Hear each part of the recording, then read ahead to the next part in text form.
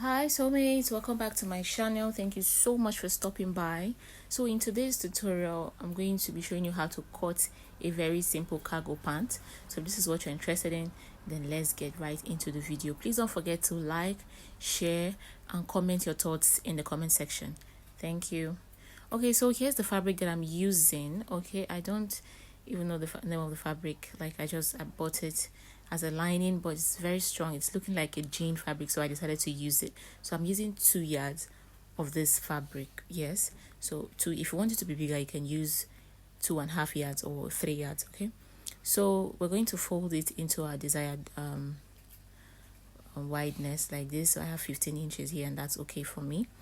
And just folding it like this, and I'm going to cut it open because my table is not that wide, so the fabric keeps falling off at the other side.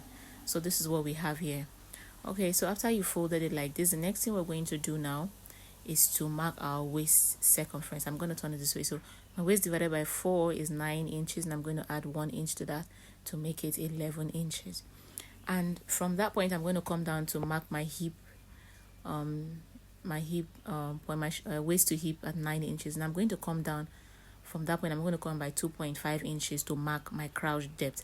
How to get your crouch depth? You can divide your hip by 4. Whatever you get, you can add 1 inches to. That's your hip divided by 4 plus 1 inch. Okay, or what I easily do is when I come down from my waist to my hip, I just go down by 2.5 inches and I mark my crouch depth.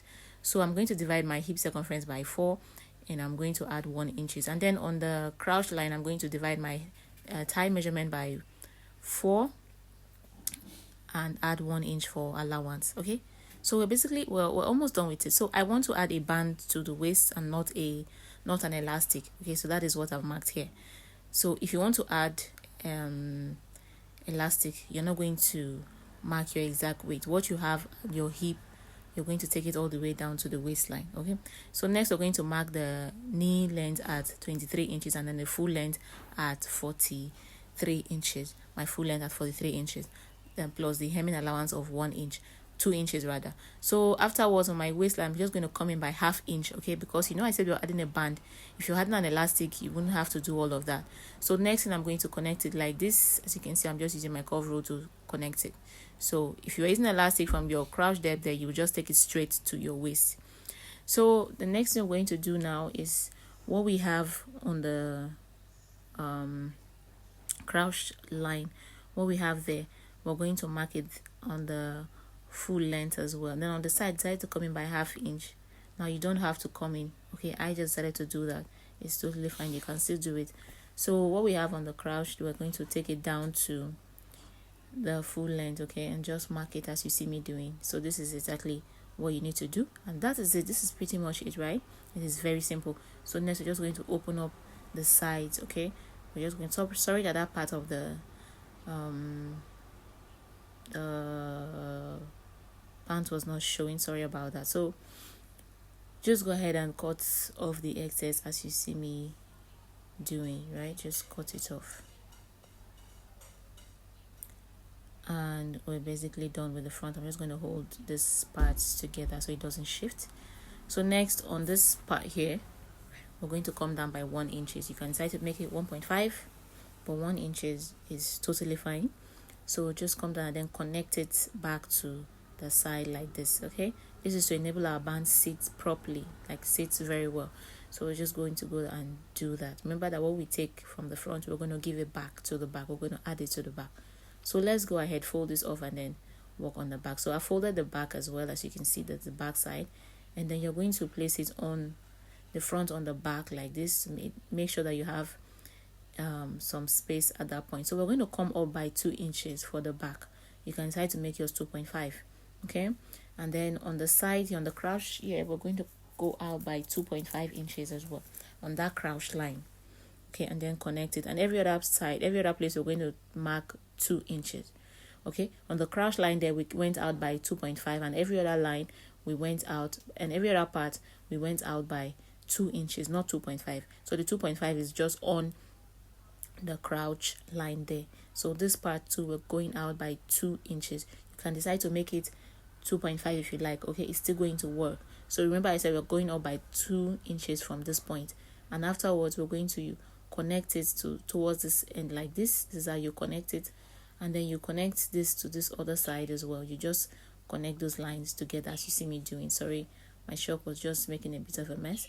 And then connect this as well, just blend everything in. Okay, so this is what we have here. So we're basically done with the back. Can you see how easy, simple and easy it is? It is that simple and it is that easy. Okay, so go ahead now and cut off the excess as you see me doing.